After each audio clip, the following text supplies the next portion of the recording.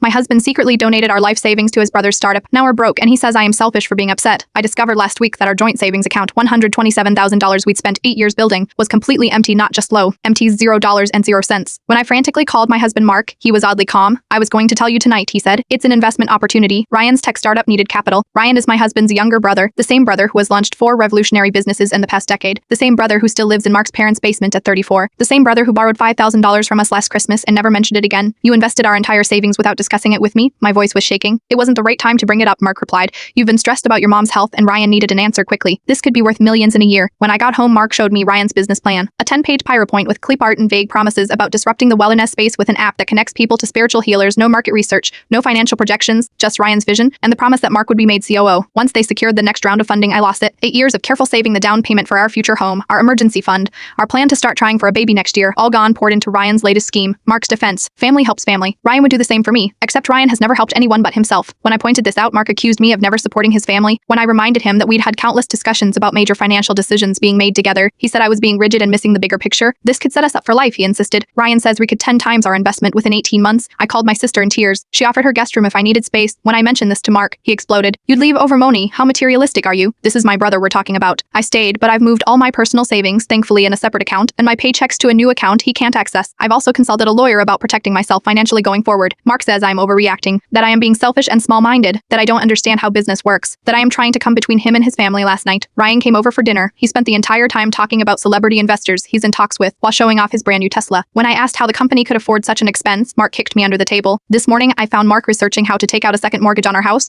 the house I brought the down payment for before we were married. I don't recognize the man I married anymore, and I am terrified about what he might do next. With what little we have left, is this the end of my marriage, or am I truly overreacting about just money as Mark claims?